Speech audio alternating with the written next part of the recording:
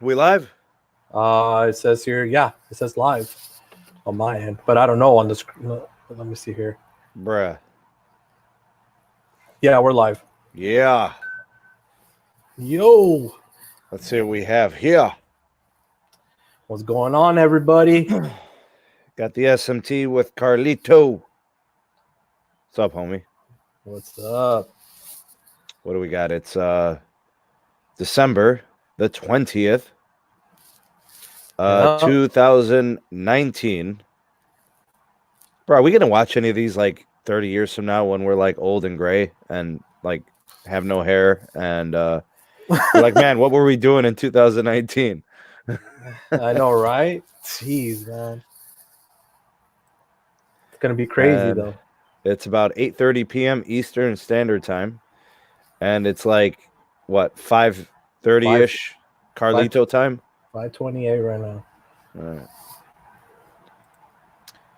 What we always do here with the SMT Podcast, when we go live, we like to kind of welcome everybody into the show. And whoever's here, we like to give them shout-outs and recognize that they made it, celebrate their attendance, like a teacher would do. We got to take roll call, So let's start with David. Hope you got your snack and you're ready to go. Rafi, thanks for being here. Appreciate you holding it down on the administrative side. Rafi's the man. Yeah, the big homie's got the wrench, man. Watch yourself out there. Sean David Vanderriet or Vanderriet.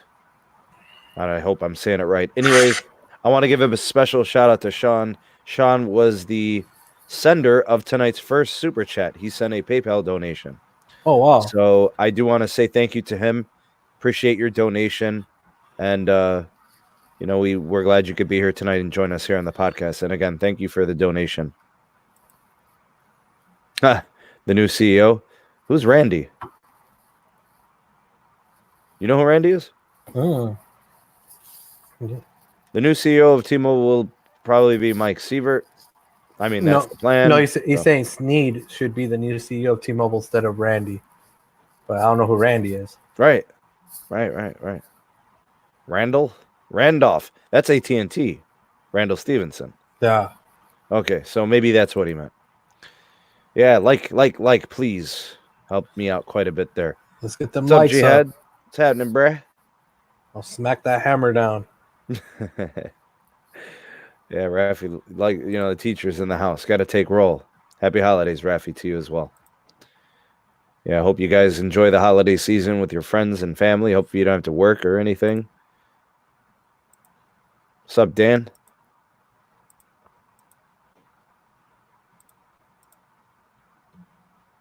John, what up, bruh? What up, doe? Chilling, making money, bruh. I like the sound of that. Hi, Faye. Yep. Faye's awesome, man. Thanks for being here tonight, Faye. Appreciate you stopping by. Friend of the show. One of the original viewers of my channel, actually. Faye's been around following the channel for a minute. Yeah, man. Sean is definitely amped up tonight. This should be a great show. Yep, Sneed is in the house with Carlos. Don't forget about Carlos. Carlos is an important part of this podcast now. Carlos, what? Maybe 5 of these you've been on? 6? I don't even know. I lost track, bro. Hey, Jess, good to have you on. Glad you could be here tonight. Jessica and Faye, members of the, the other side, I guess we'll say, the females represented. In tech, man, it's like, it's dominated by males, right? Yeah. It's awesome when the females get involved and they have a passion for the tech, and wireless tech, it's probably even less than, say, like mobile technology. Well, that's how it is in the car scene too, bro. Mm-hmm. Like, that's why a lot of females have been in the car scene, at least out here lately. It's pretty cool. What's up, Gregory? Jessica says hi to Carlos. Hello. Good audio and video. Excellent. I'll watch them if YouTube still exists. What's up, TK? TK! The homie. Oh, man. Hey, the homie's in Vegas, bro. Yeah, I know, bro. He just got back from Mexico, bro. He was in Mexico. Hey, I was like, what the heck? Yeah, because Mexico's not that far from here. Like, you can get to Tijuana in about 8-9 hours. When I was in San Diego, I mean, it was close. What's up, Tech for your needs? Yeah, he's a happily married man. Bro, we're going to talk about this here. Oh, yes. BG Grizzly, the homie. We're going to talk about that today a little bit as to why that happened, actually. What's up, Max? Nathan? Jason Dub? Rick? Travis, good to have you on. Faye, hello to you again. Bro, AG's wasting money, wasting time. They're wasting a lot of stuff, bro. They're wasting oxygen. You know how it goes. Nelson, what's up, buddy? Reet, yes. Yes, I thought it was Reet. Appreciate you making sure I knew that. Never want to mispronounce.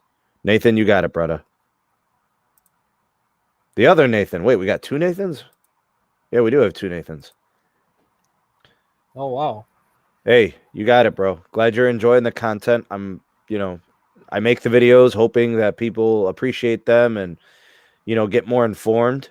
That's one of the things we try to do here on the channel is just create a community that's supportive and informing one another. And we learn, there's things going on behind the scenes that we uncover. We get people on here that work for the companies. Sometimes they get to give us some insight. Carlos is pretty plugged in. Pete's pretty plugged in with the technology side.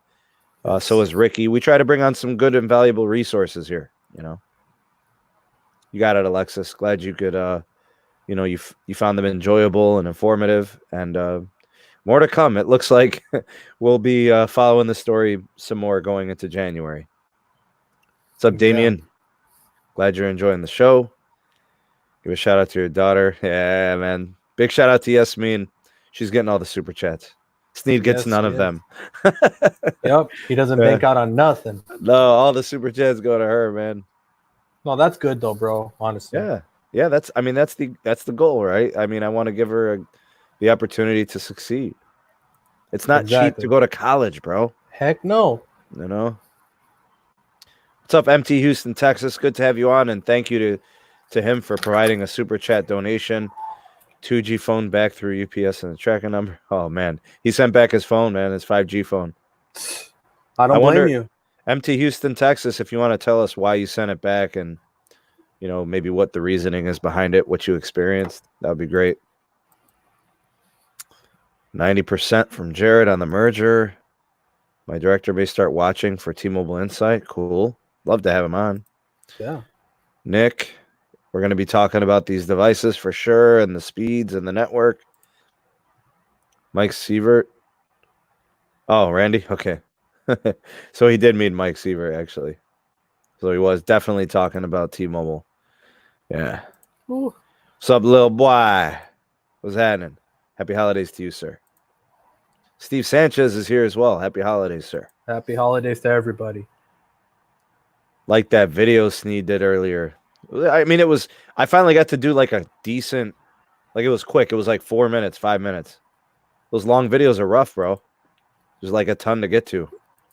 Yeah. Can't stay getting ready for work. Watch the replay. See you Sunday. All right, Ricky, we'll see you there, man. Yeah, Ricky. Have a good day at work, man. Take it easy, brother.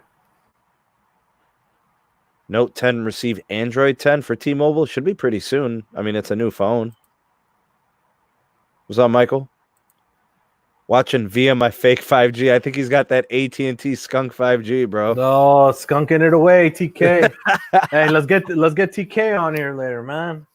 I'll send TK the invite. TK can get on the show anytime, bro. TK is one of the OG homies. He can get on anytime. Yeah, bro. He's the man, bro. Bro, he gave me access to his channel one night. He's like, yo, just take the channel, do whatever. I'm like, what? Bro, he just got married, man.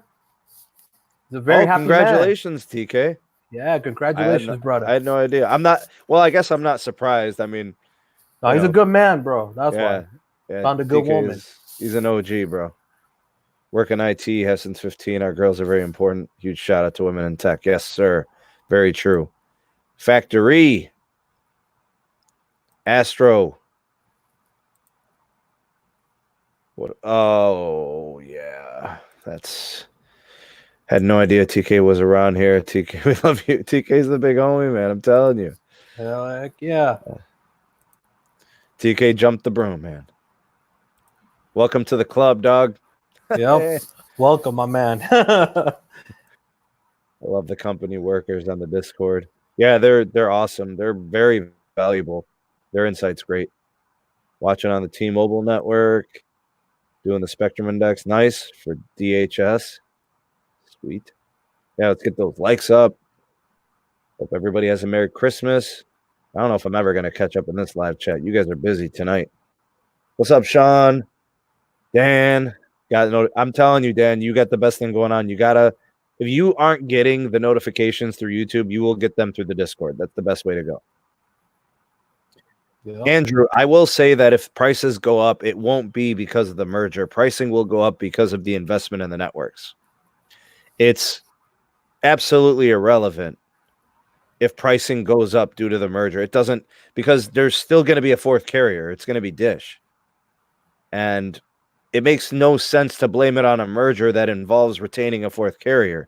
There's no blame to put on the merger if pricing goes up. If pricing goes up, it's because AT&T and Verizon are spending 20 to 30 billion a year on 5G. Yeah.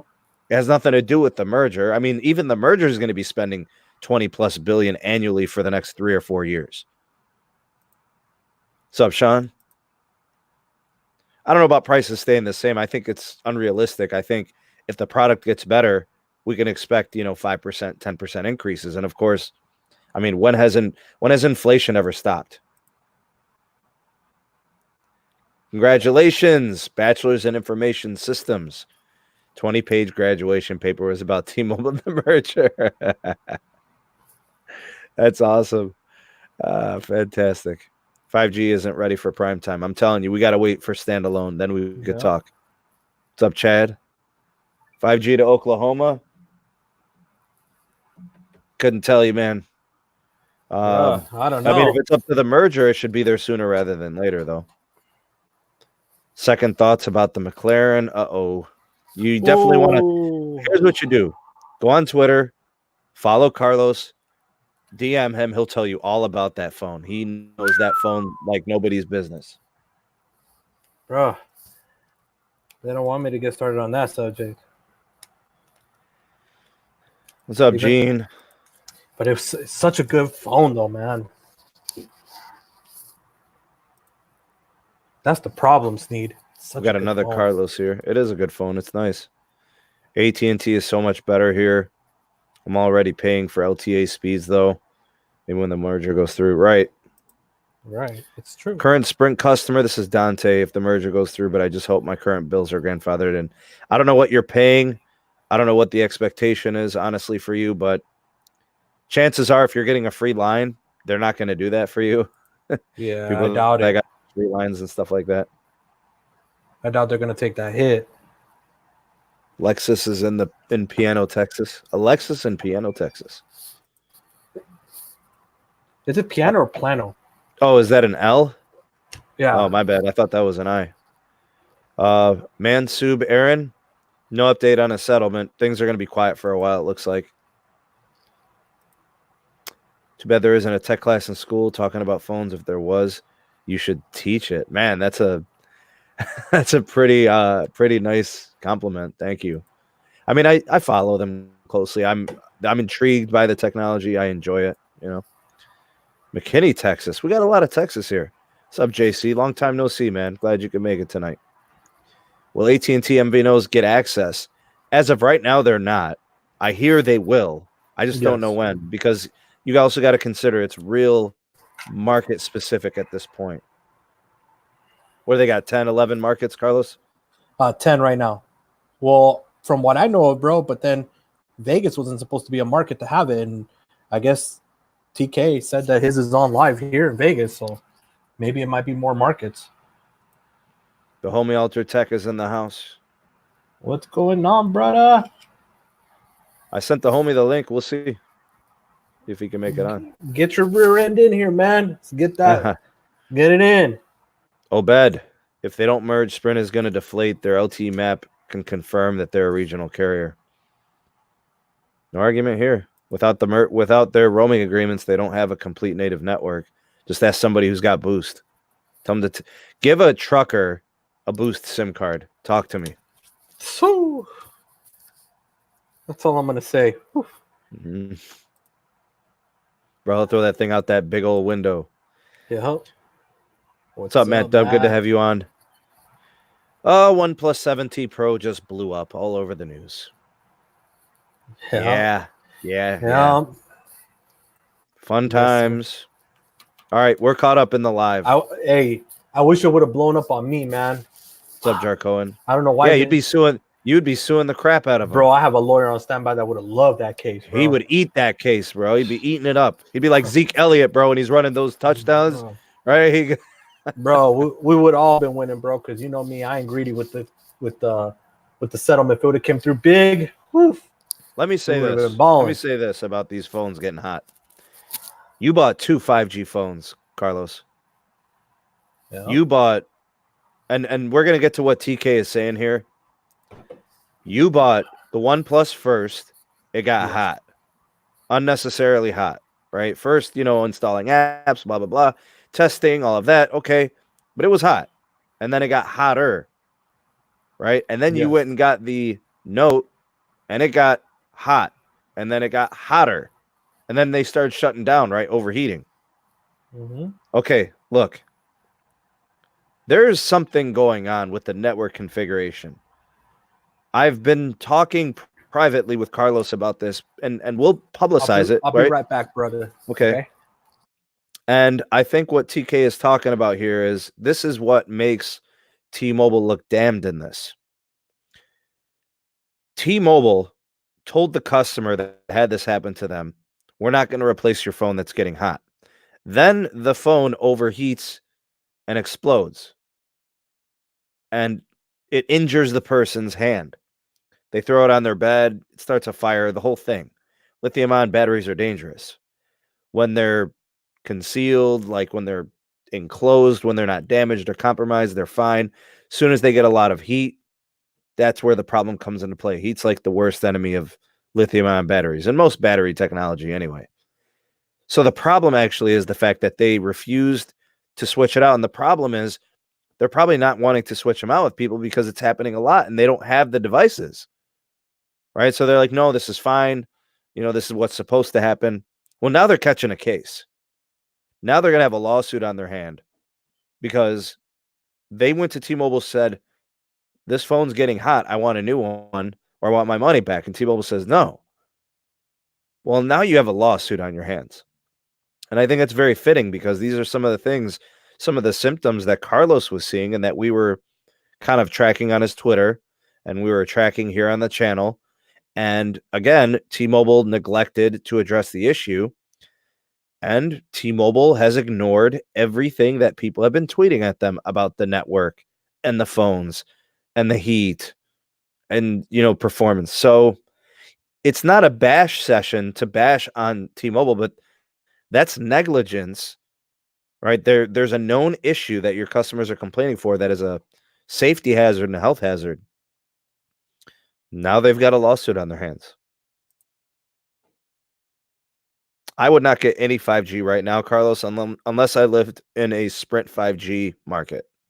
That'd be the only one I'd be worried about. It's just frustrating. I feel like Apple gypped me. Why, Jarcoan? How did Apple gyp you? What'd you buy from them? Nathan says, I tested the OnePlus McLaren in a mall in Provo, Utah the other day. Got about 6 down. Not very inspiring. However, that was more than double what I was getting on LTE. All right. Well, I'm glad to see that the network's improving, but it's still not very much. Yeah, it's not much at all, man. Verizon corporate stores have 5G displays with 5G routers, 5G devices, but it's not available in Delaware. Why do the stores do that? Just advertising. And they're just trying to tell people, look, we have it. It's like commercials, basically. They deserve a suit. I agree, Pete. I think they have one on their hands. TK agrees. Yeah. This AT&T Note 10 5G is hot as F2. Really? Because I've been hearing opposite. I don't know. We're learning on the fly, Carlos. These are uncharted waters. Right? This is like Vietnam. This is like Afghanistan. We've never been to these places, bro. You know, like we don't know anything about low band 5G networks and non-standalone configurations and how are the carriers going to aggregate, you know, with LTE running this 5G. You know, it's got to learn. Wow, that's crazy. Garen is saying no problem with the McLaren. After it was reset, it was getting hot, and then he restored it. Well, okay. This is a thing to his. What was it, Gary? His name? Garen. Okay. Basically, what happened, bro, is I got 2 replacements after the original one, and it was still doing the same thing. So it's not hardware. I'll tell you that much. Well, the first thing to look at is hardware. That makes sense. When a phone is overheating, you think hardware. Exactly. So we looked at that. We went and got the Note 10, and it's getting hot too, right? Yeah. So then you're thinking, okay, well, we're trying to figure this out, and then we start looking at the connections. We start looking at the band connection, and we see this really hyper aggressive handoff between LTE bands and the NR. Yeah. So it makes us think it's a configuration, it's a switching, there's something going on, and we're going to talk more about that in a minute. Yeah, see, Malcolm's saying the same thing, and it's just confirmed. We're seeing it with the Note 2.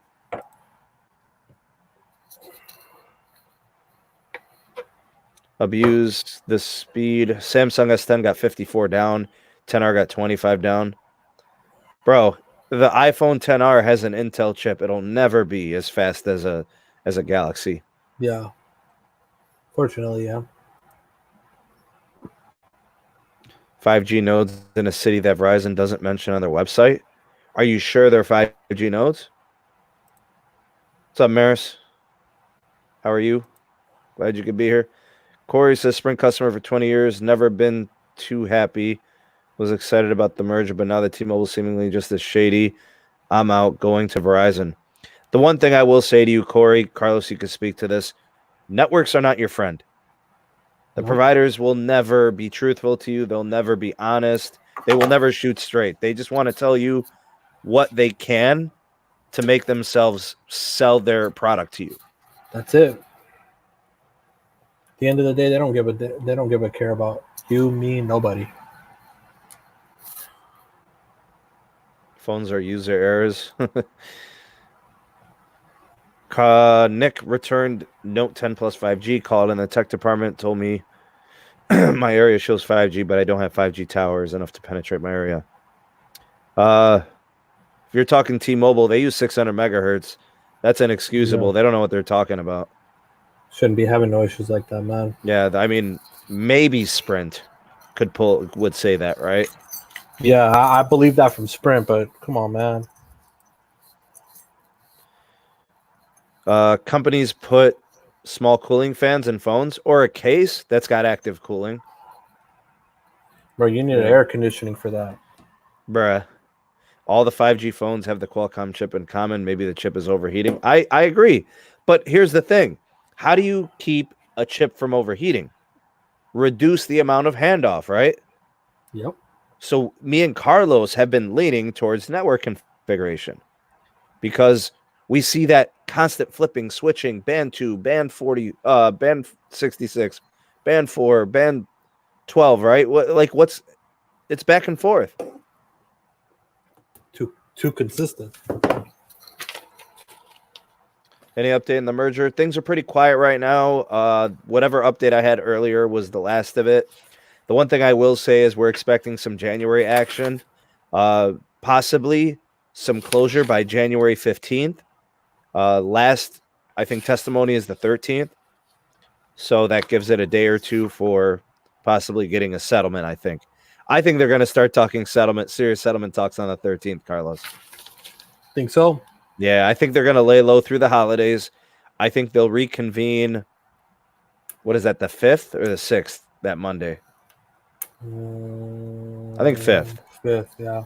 Sounds about right. So if they come back the 5th and they finish up testimony, what would that be? The 10th? That's 11th Saturday, 12th Sunday, 13th a Monday, wrap up testimony, get your closing statements in by Wednesday, midweek. So, yeah, January 15th. Love the Intel modem bashing. I don't know, man. I wish the Intel modems were as fast on the Yeah. LTE side as the Qualcomm's. Note 10 5G, regret returning my iPhone. Oh God. I mean, you do it. All right, look, no joke. I know it sucks to say this. If you could run your Note 10 on LTE only, I would recommend doing that. Yeah. But that's the thing, though. Unless they're getting, some people are saying good connections, Carlos, on 5G. Yeah, but bro, that's the problem. Like, why do you have to force your phone to be on LTE? If that's the case, you should have just got the dang cheaper phone, $949, and saved 350 smackers. You know what I'm saying? Yeah. Like, that's ridiculous. You're paying that much money for a phone that you can't even keep it connected to what it's supposed to be connected at. It's a waste of money. Providers want your wallet. True. Yes. This weekend, I'll hit up some places with 5G in Denver and let you know what happens with my Note 10 5G on Verizon. All right, so Denver's a millimeter wave city. Yes. John cares about who? Not us. It ain't about us, I'll tell you that much. He hates us. He blocks us. You don't even want to get me started on that one. Yeah, he's tripping. Bro, 2020 iPhones. Bro, how does he block me, bro? I don't know. I think the Seabird and and Neville Ray, bro. How do they block me? Why? Because I'm exposing the truth, bro. Because their little fanboys are not seeing the truth. Well, look, we got 106 in the live. Thanks for being here tonight, guys. Glad you could tune into the show. If you could, please like the video on your way in and do say hello to Carlos and the SMT. We're getting into some topics tonight that I think deserve some attention. A lot of people having issues. Not just 5G. We're going to talk a little bit about LTE and the network today.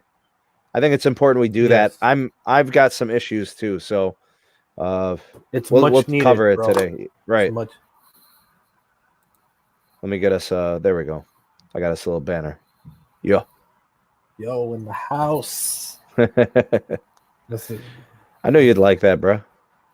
Bro, I'm like right now. I'm home away from home right now, chilling in the office. Yeah. 2020 iPhones using Qualcomm. Apple signed multi-year agreement. Yes. So what? Like they'll probably do it. Yeah, but they're going to be going 5G with their own Intel piece, right? Yeah, because they ended up, I think, buying it, right? They bought the Intel side of the modems. I know that. Right. So $100 difference. I say save the 100. The overheating would be better if they had plastered 5G without constant searching. Yeah. That frequent switching is a pain, man. I'm telling you, that's the problem. I know that's the problem. We all know that's the problem, but a lot of people are in denial. Carlos, tell me if you agree. You know the companies well. Who's worse, wireless telecom or home internet providers? I think I have my answer. Home internet, bro. I think home internet providers are like the scum of the earth. Wireless providers are garbage can resin, like garbage juice. But at least you have options. Right. The other ones are just straight up cartel. Yeah, because it's like here in Vegas, like I told you, bro. You only got Cox and CenturyLink as DSL fiber. That's it. So that gets you up to like 50. No, they got Gigablast and CenturyLink here in certain areas. DSL, really? Yeah, wow. But only in certain areas. Yeah. But that's what I'm saying. Other than that, you're screwed. It's either one or the or. Bro, the homie Ultratech is getting 2 to 3 hours of screen on time. Bro, that phone should be getting 9. Yeah. I mean, we knew it was going to be draining, but like maybe 10% more. Bro, on my Verizon Note 10 plus 5G, I get a day and a half, and I use this phone every day to talk to my family and my wife and everything. This is like my personal line. Would you confirm this, Carlos, this statement here? So T-Mobile, you say is not getting. I mean, it's not that they're not getting it. It's just that it's doing a lot of handoff. So like, let's say you can't let's say it's trying to find NR at the same time you're handing off from 66 to 2, 66 2. So it's over. Basically, the modem is getting hot, man. There's just too much aggregation going on, too much handoff. And that's where we're going to get to here in a little bit. What Sneed and I were talking about some subject over the phone earlier, and I think we can confirm this. I've been doing some tests.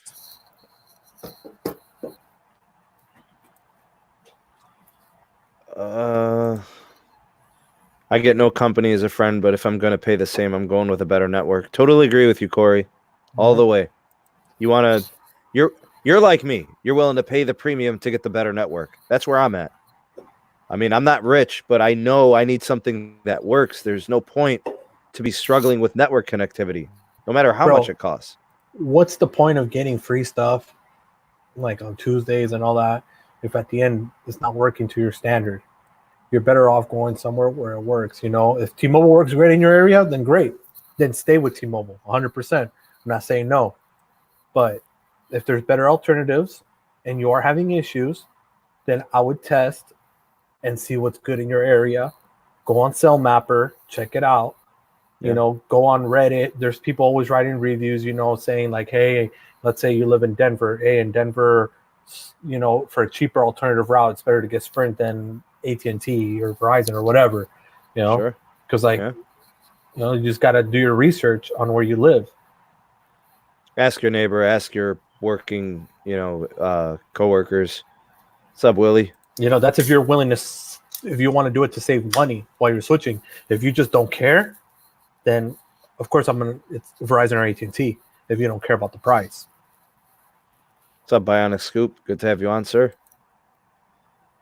Better 5G in the future. Totally agree. Things should get better. But I really can't say I'm going to take it seriously until middle of the year. Yes. Once we get those standards for standalone. I believe it was the OnePlus. Jason, what's happening? Shane, is the T-Mobile 5G faster than the... some people are reporting they're getting faster than that. I mean, kind of depends on your market, what T-Mobile's doing there. Low-income customers with the merger.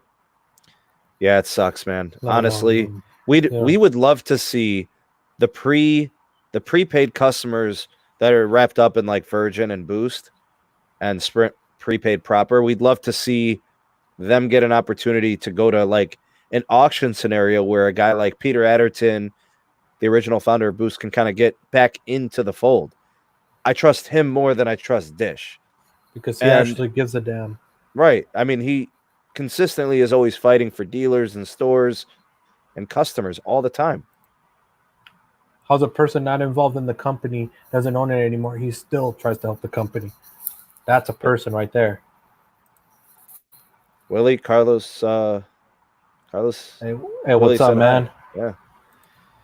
Wireless telecom because I love my Verizon Fios. I hear Fios is good for some people. Yeah, I've heard that. Some are good, some suck. Problem with 5G, it wasn't ready. T-Mobile wanted to be first. I don't know. I mean, were they really first? Verizon started that stuff with millimeter wave earlier in the year. And then AT&T, I'm not going to say 5GE, but like they did enterprise millimeter wave right after Verizon.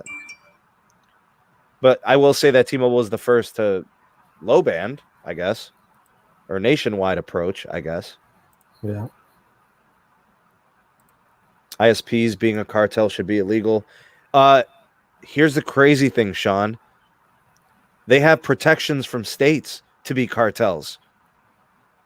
Like if let's say you are a brand new startup, home internet provider, there are laws in certain states like Ohio that will prevent you from going into certain markets and trying to penetrate and gain market share and do business. They have to like literally allow you to come in. And they'll say, okay, we'll let you do business, but you can't offer anything more than 50 megabits per second. And we're the only ones that are going to offer high speed or gigabit speed. See how they do that? Yep. Pieces of crap. Thanks for the super chat, Lewis. Appreciate you, man. Thank you so much for that donation. Going to the Yasmin, trying to go to college fund. Get it going early. All right. Trying, man. She's 3.5. She's going to be 4 in March. Oh, nice. Yeah. Visible has 5G? Nah. Nope. Horrible name for a cable company, Cox. Yeah. That's low-hanging fruit, man. Stacey, glad you could be on tonight, and I'm really glad that you have enjoyed the daily updates. Thanks for subscribing. Thank you for watching and supporting the channel. Do me a favor, though, Stacey. Share my videos if you wouldn't mind. Be so kind to do that. If you got like Twitter, Facebook, anything else, just throw the link out there. That'd be awesome.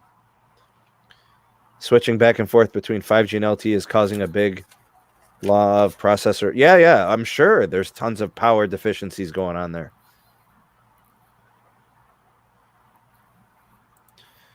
Bionic Scoop left T-Mobile for Verizon. T-Mobile was the boo-boo in Seattle. Isn't that their home state? Yeah, though? how the heck is it boo-boo over there? Bruh. That's their turf. Oh, my God. That'd be like saying that Sprint service sucks in Kansas. Right. Or Drop the gift into your PayPal. Oh, man, let's go.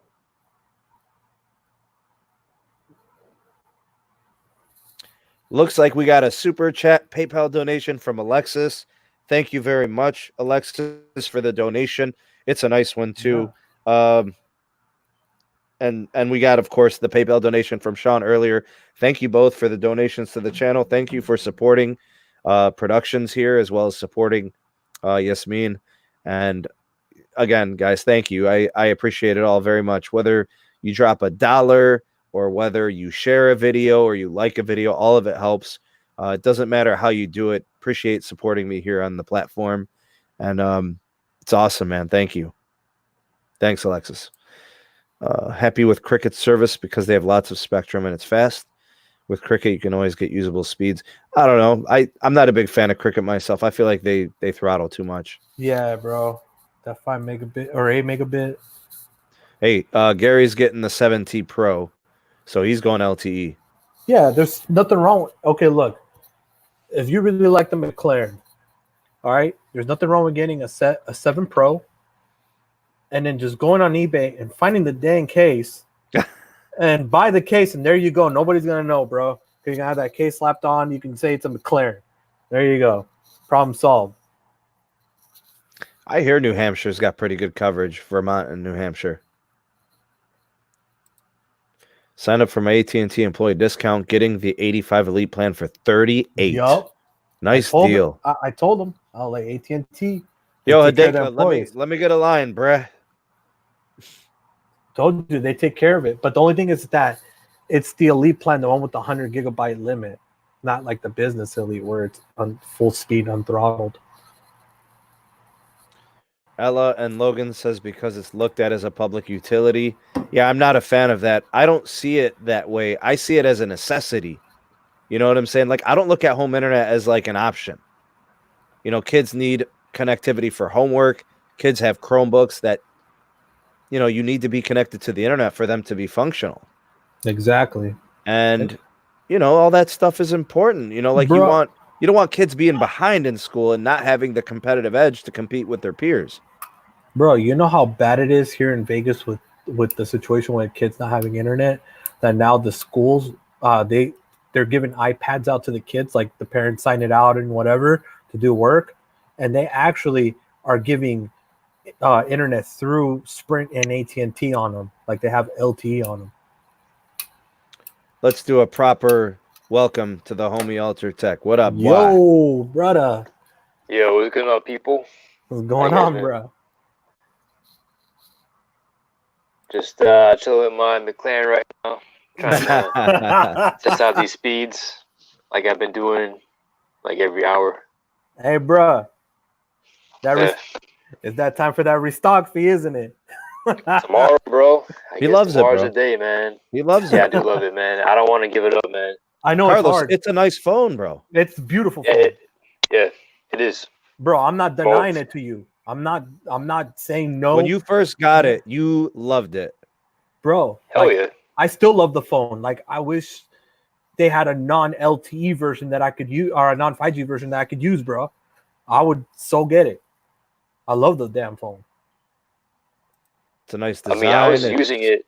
Go ahead, Alter. I was using it on 4G, but it was just, you're at a point where, what is it, with the the battery drain, the GPS signal, and the 5G itself. I mean, it just all added up. At one point, you're like, you don't know when you're gonna get software updates.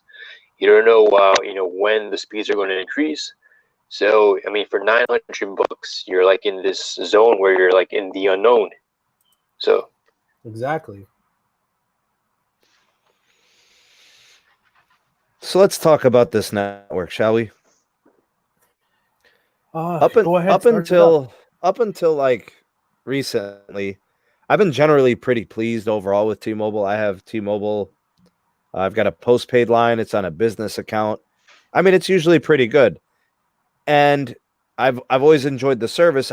I had it in my Samsung Galaxy S10 Plus, and then I switched SIMs. I put my T-Mobile SIM inside my OnePlus 7 Pro, and then I put my AT&T SIM inside my S10. The battery life on the S10 is much better with an AT&T SIM in it.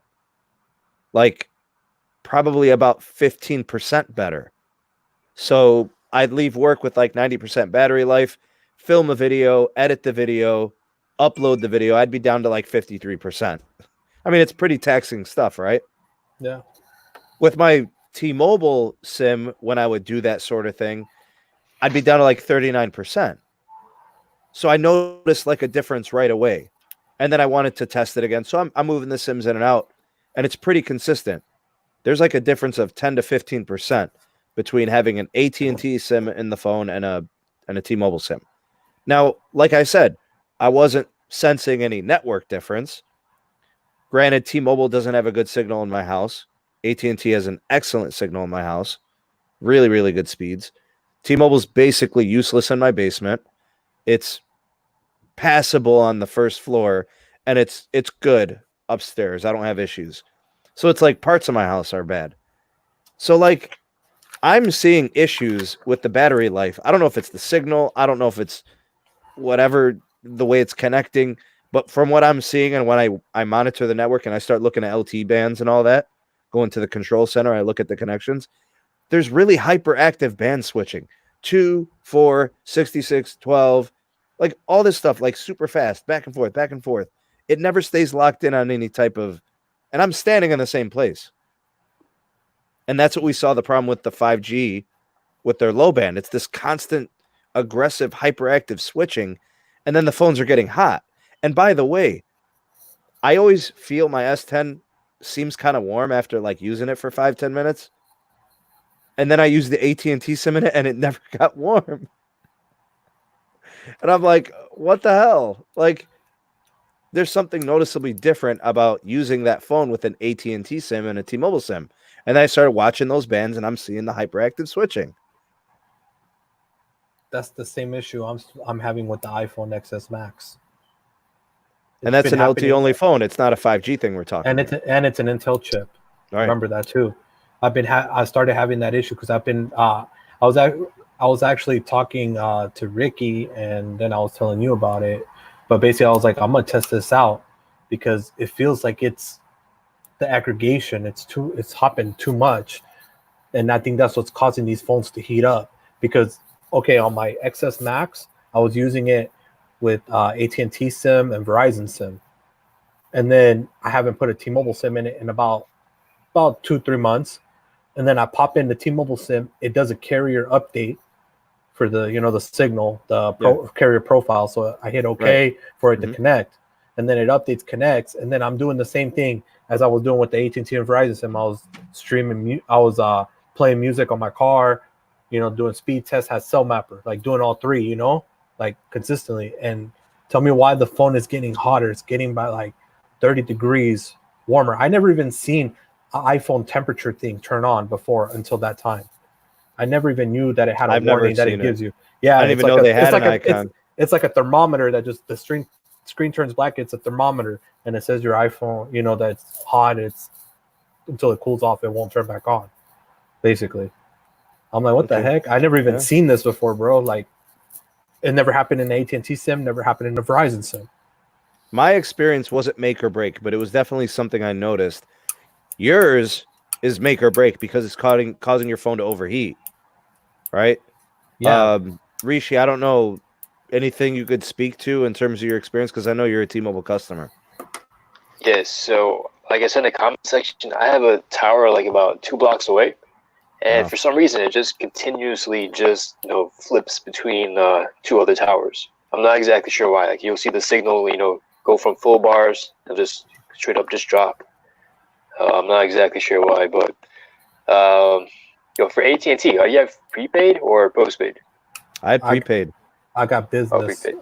Yeah. Oh, business. Because I know the prepaid is like what, $300 for a whole year or something like that. I don't know. Maybe I think Hideka just got a job there, man. He probably knows all the pricing already. I just know that I was using an MVNO. I was using like a reseller of AT&T's prepaid network. And it was really, really good. It was really enjoyable. I didn't have any dead spots. Oh, the speeds were always fast. I didn't have any issues. And the battery life was better on the device. Huh. So you're experiencing too the heavy handoff then? Who, me? Yeah. Yeah. Definitely. I mean, like you said in the speed test, you're supposed to get that 5G signal. Mm-hmm. On the bottom, it'll say 5G. Yeah. So yesterday was the first time I actually saw that, like on my phone. Yeah. And now it's just going back to LTE. I'm not exactly sure what's going on. Like it's you're getting are inconsistent. Because what's happening is your phone is trying to find NR signal. It's searching for the NR heavily because it's depending on NR. Like that's basically what the 5G needs, the NR.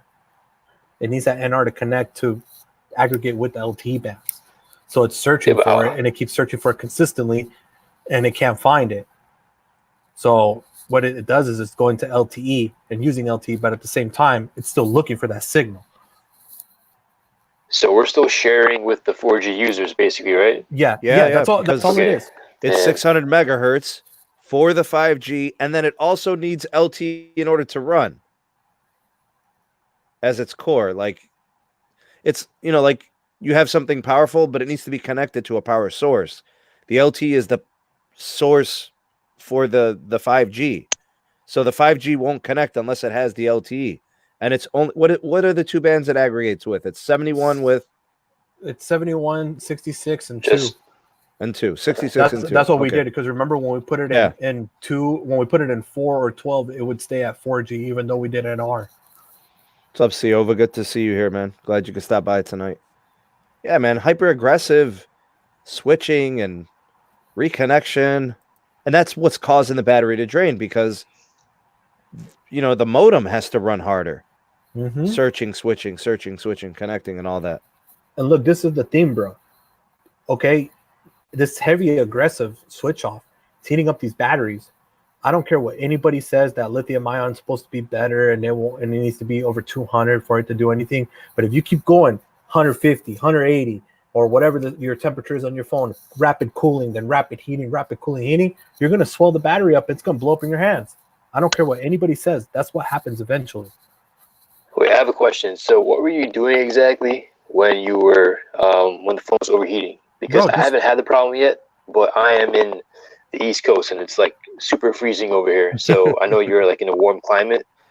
Bro, it's only been like 60 something degrees here, but I've been just running speed test. Just speed test nonstop. Just keep next one. Yeah, but he's also running his air conditioning through his vents when he's got it anchored. Yeah, when I have it on my car anchored, I was running my AC in my car, bro. And it was 60 degrees in his car. Wait, so like how many tests did you do for it to like start heating up? Dude, I did like 30 minutes straight. Oh man. That's a lot, right? That's equivalent. But bro, that's equivalent of you watching a YouTube video on YouTube. Like an average video is 15 to 20 minutes normally. Yeah, but it's only gonna load the video for like 5. Yeah. It's gonna load it in little bursts. Like you were really taxing it. You were really pushing it. Well, that's you were the running it. Yeah, I don't blame you, bro. You're really trying to test the thing. I got you, bro. I'm with you. But I'm telling you, a network engineer, Neville, these guys are gonna say, "Well, look what you're doing," right? They're going to try to find that out. They're going to say your usage is not realistic or typical, But even then, the phones are getting warm. In my pocket, it was getting warm. Sure. I would just have it in my pocket. It would be warm.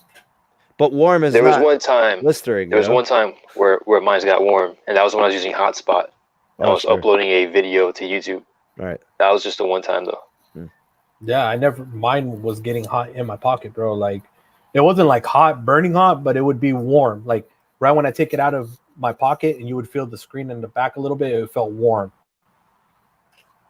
I don't know why. I would have my iPhone in my other pocket and it didn't feel warm. Or my S10 or whatever, it wouldn't feel warm.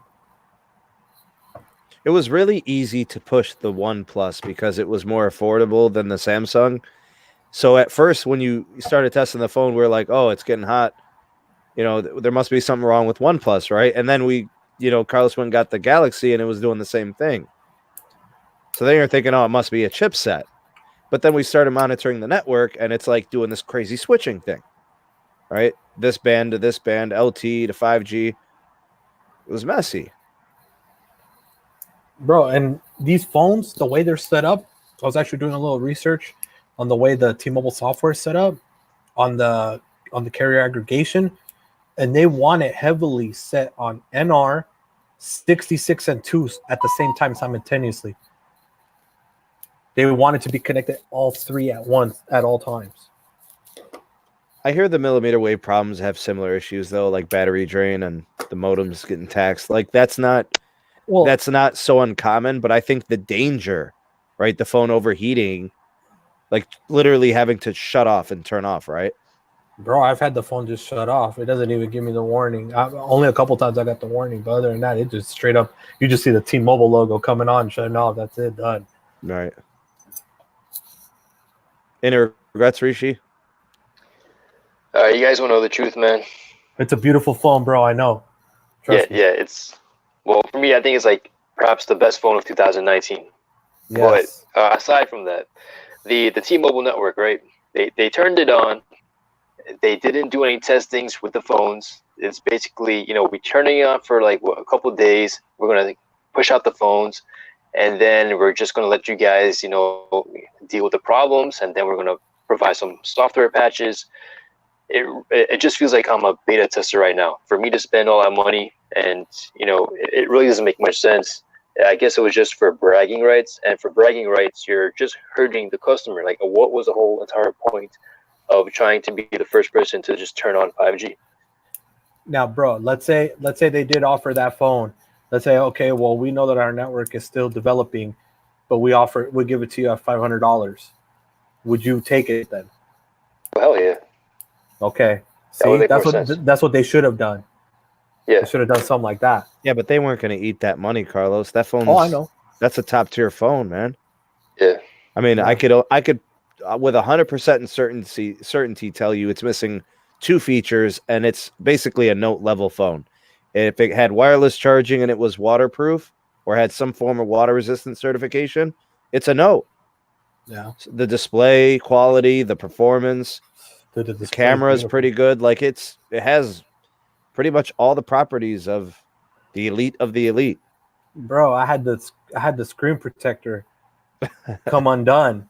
Like it literally, like the glue was stuck on the screen and it slid off. I had to buy glue gun just to get the glue off of the screen. That's how hot it got.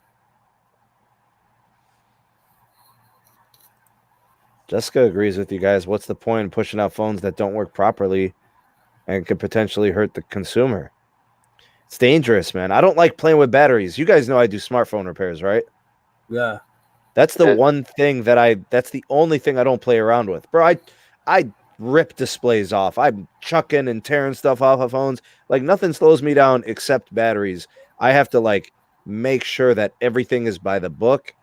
Everything is with safety in mind. You puncture bro, I punctured an iPhone battery by mistake once. Yup, same here. Bro, I had to open up the sliding door by my balcony and throw it out into a trench, bro. It was about to blow up. I'm dead serious. Yup, it starts to swell up and everything. Yeah. So I learned my lesson, bro. You have to take your time when you handle those batteries, when you're doing repairs and replacements. I ain't playing games with that. I'm getting stickers. Dang. Are you? Well, that's the problem with StreamYard. It doesn't show stickers, man. Oh yeah, you did. It says game over. Hey, I like the stickers too, bro. Can you see the stickers? Yes, it was Jamil. Yeah. Jamil's the homie, man. Thanks, Jamil, for the sticker. Game over. Yeah, and that's the problem, bro. Like it's dangerous, bro, because the heat and the cold eventually is gonna expand the battery, man. It's gonna swell it up. And the thing is, the OnePlus 17 McLaren, it's the same body as the 7 Pro, but has a slightly bigger battery. And on top of that, you're adding fast charge 30D. Yeah. So those are extra factors to consider. And it's a Snapdragon 855 Plus, which is an overclocked 855. So that's even going to run even more harder. Mm-hmm. Did I miss something else from Bird? And a thumbs up from Mike Soretta. Thank you for the super chat or the sticker. I'm not sure which one it is. But if you guys were OnePlus, how would you feel about this? Because I would be pretty pissed off. Well, yeah, I mean, well, what do you think? Look what they could do to the reputation. Listen, they gave T-Mobile an exclusive phone, the best phone they could possibly put out into the market. It's like, well, I mean, it has a 7 Pro plus a 7T, all the features you probably want. It's probably just missing wireless charging, but for this phone, for them to push this out and make it exclusive to T-Mobile, and now the software updates, you're going to have to depend on T-Mobile for software updates. And if you want to use it for a different carrier, you can't. So it's kind of like, what do you do? Because remember, bro, that phone was supposed to be a Verizon exclusive before. Yeah, that's what the rumor said. It made sense now because Verizon probably had their 5G. They're taking their time with it. They're probably going to not have these issues. I think Hoboken now has Verizon 5G towers on. So that's like, 20 minutes away from me? Cesar, I will tell you, I will fix your mother's display at cost. Whatever the display cost me, I will do it for your mom because I want to make her happy. Tell her the SMT did it too, and she could start watching the videos. I'll do it for free. Bro. Just whatever the cost of the display is. I need to finish fixing some phones. I still got displays here. Do you need repairs? No, I got displays, bro. For 7 pluses, 8 pluses. Look at all that. Yeah.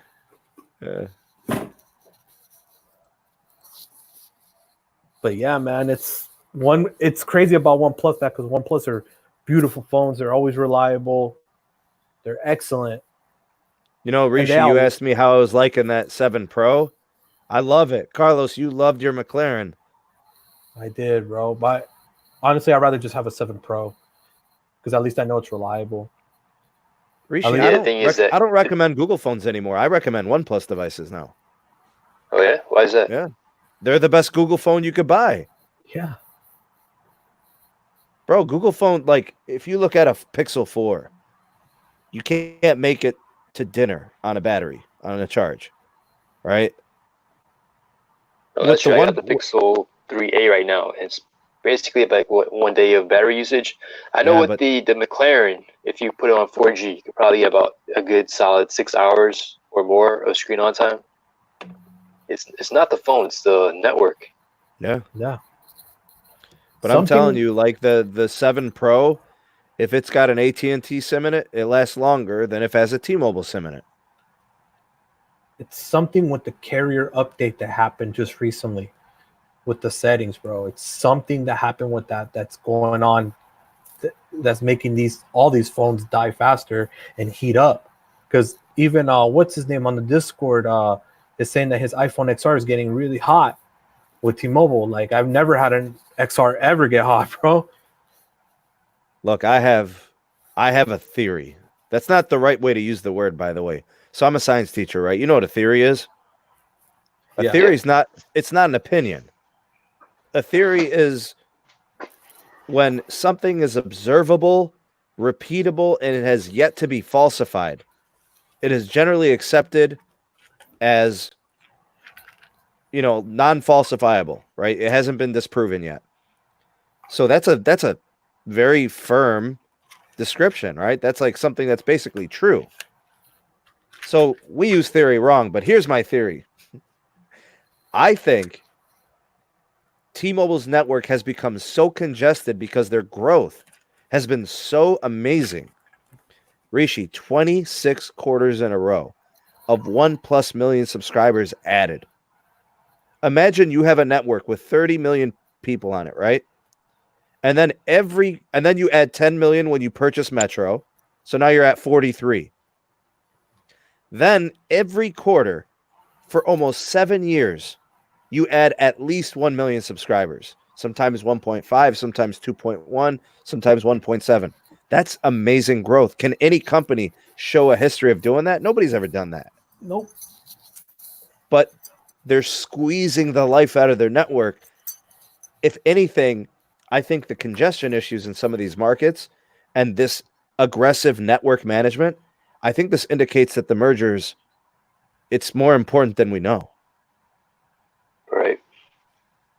That 2.5 that Sprint has is like this. It's like a golden ticket, not just the 5G, but just relief, decongesting the network in a way. Yeah, the network is just too congested, bro. It has to be that, to be handing off that heavily the bands over on the phone, bro. Like, doesn't make sense. Because there's no way, bro. Like, it should be handing off every moment. 66, 2. Did you see what 4. Verizon did, Rishi? Do you follow what the other companies do? I heard they have the millimeter wave out. Right. You know what they did with their old 3G, Band 5, and their CDMA? They took all that spectrum and put it into their LTE because their network is becoming so congested. They don't know what to do. They can't buy spectrum yet. You have to buy it in these auctions. There's going to be one soon, and there's going to be one probably at the end of the year. But you can't just the FCC has to release these licenses, and they have to have these auctions, and they pay hundreds of millions of dollars, right, for these different spectrum allocations, right? Like T-Mobile spent $980 million at the last auction at 102, right? And that's a lot of money. And then it's going to cost not just to buy it, now you got to deploy it. So you got to add it to all of these pre-existing towers and give your customers access to it, So it's expensive. And then people say they don't want their bills to go up. Really? You want the company to spend billions, not millions, billions, but you don't expect your bill to go up. Bro, when's the last time somebody put gasoline all over themselves and then ran through hell and said, I don't want to get burned? It's not going to happen. No. So you want a better network? Yeah, but we're behind in 5G technology. You look at other countries, China is already looking into 6G right now. Like, these companies should have been investing in a new technology. We should have had 5G a few years ago. Well, not even a few years ago. Maybe right now we should have 5G right now, like full 5G. Okay, so we've had a couple issues. Number one, spectrum allocation, spectrum auctions, and the FCC. Number two, the investment. Companies, it's hard, to spend the money. They're still upgrading LTE. And the other issue is China is centralized. They have 3 carriers all run by the government.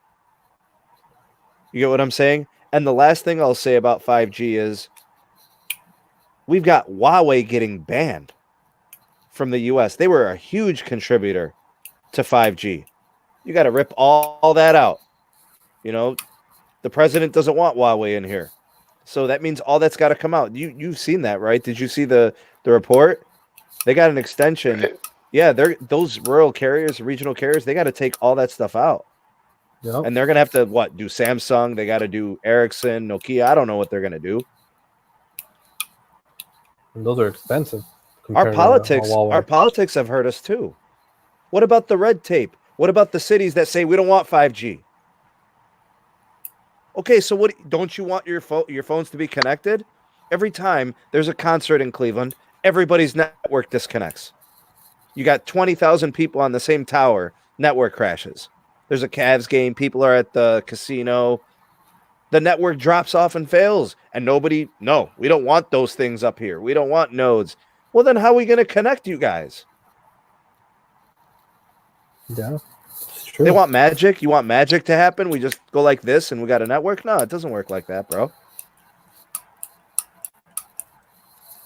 Carlos, how much time do you spend in Southern California? In a month, I'd say like good 8 days, 7 days worth. Bro, Santa Monica, they won't let 5G towers in their nodes. Yeah, I know. You know, all these different cities, they don't want it. No, we don't want it. We don't want to die. We don't want arms growing out of our heads. Like, seriously. We don't want Bro, we don't want the ugly boxes on our light poles. So how are we ever going to get a better network then? And they're the ones that feel the congestion even more over there. We got politics. We got spectrum problems. We're behind. We got hardware issues. Like there's a lot there. It's complicated.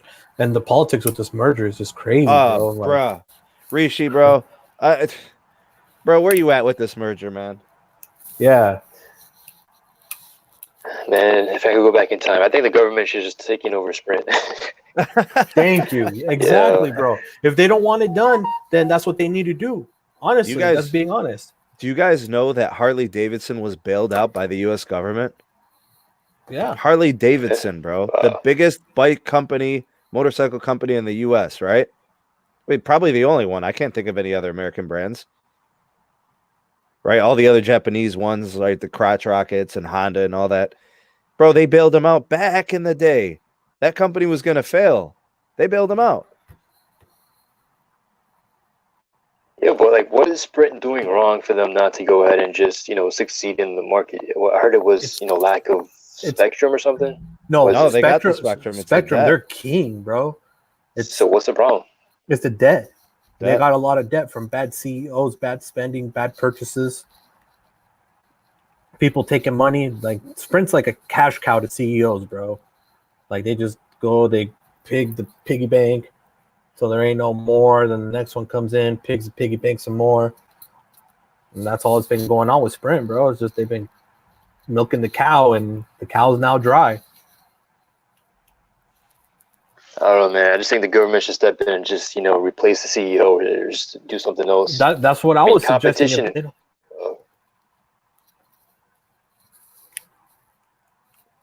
Bro, Sprint just, like, no lie, in 1 year, their debt went from $33 billion. They added $2.4 billion just in interest. They're never going to pay that off. SoftBank won't pay it. Who's going to invest in the company if that's going to be the situation?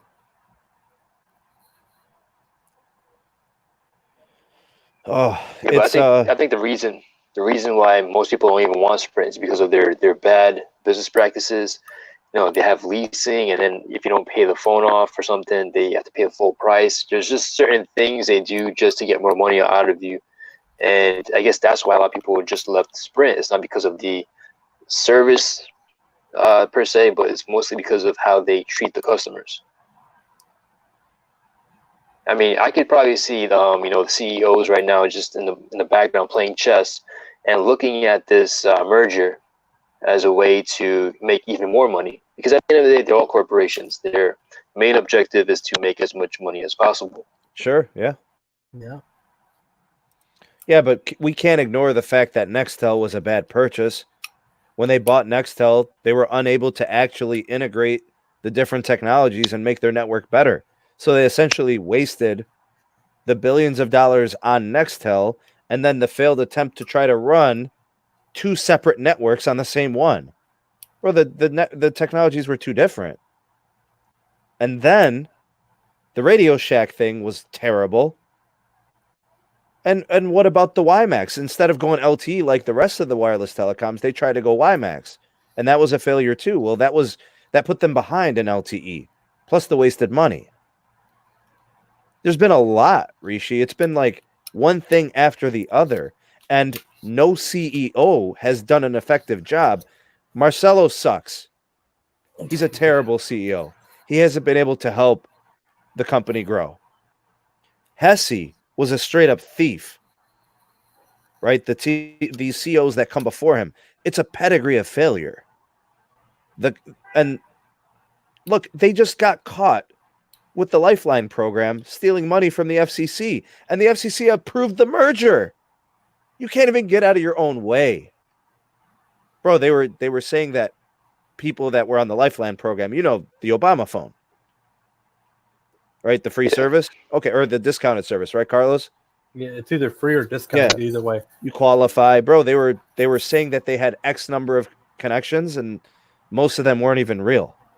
So they were just getting paid off of it, right? So then the FCC does an audit, and they're like, what have you guys been doing? And by the way, the current FCC is very Republican, right? 3 out of the 5. And they've been trying to get rid of the Lifeline program for years. Bro, as soon as Obama left, they tried to get rid of Lifeline. And then Sprint's cutting up, So, I mean, I think that's more reason to actually let the merger happen. Get Sprint out of this. let T-Mobile be like the savior, And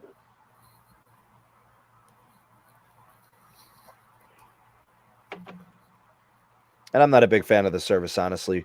I don't know about the phone situation. I've never leased a phone through them. Somebody told me that they were still paying off a Samsung Galaxy S7 on Sprint. And I thought to myself, how? Because what happens with it, it's after 18 months, you're supposed to either give them a shout. They expect you to trade it in. But if you don't, then you're supposed to give them a shout and be like, hey, I'm going to keep the phone. So then they charge you for the rest of the 6 payments left, or you pay it in one lump sum, the 200 or whatever is left. If not, then you're still leasing the phone. It could be 4 years from now. You're still going to be paying that phone because it's a lease. And that's how they get away with it.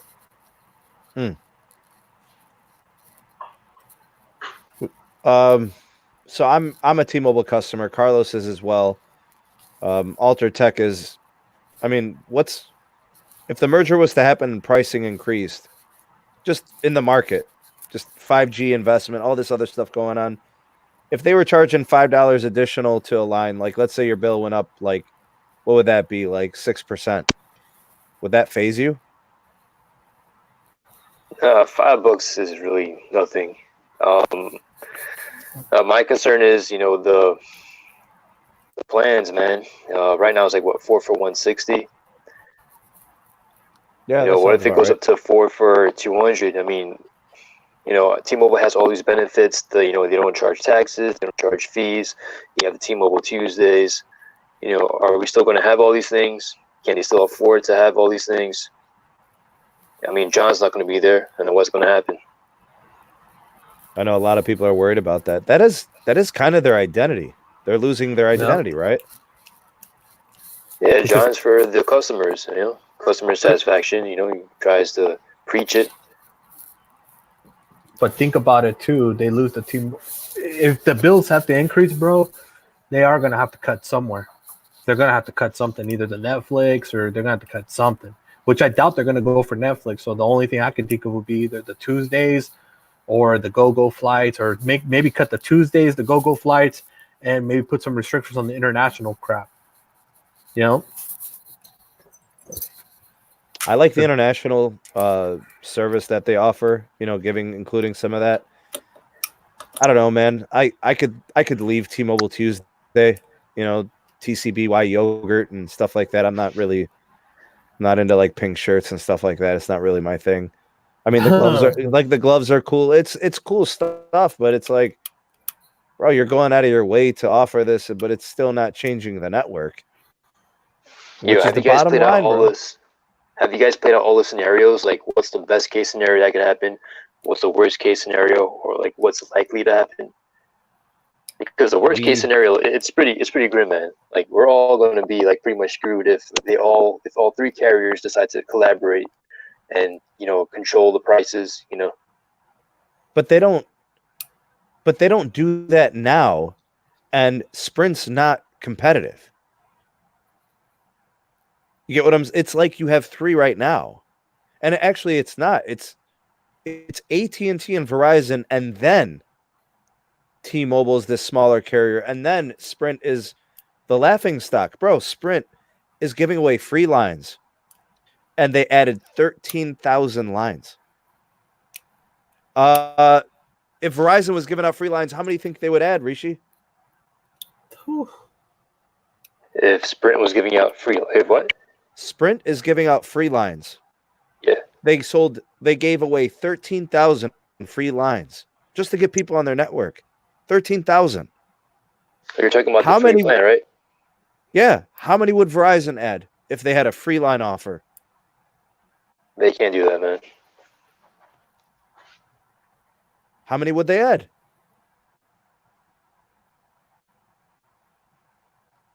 Everybody would leave T-Mobile. Yep. Everybody would leave T-Mobile. Oh, what do you T-Mobile mean would like have that? 0 customers. They would add it was gonna be 85 congested, million man. customers, bro. Seriously.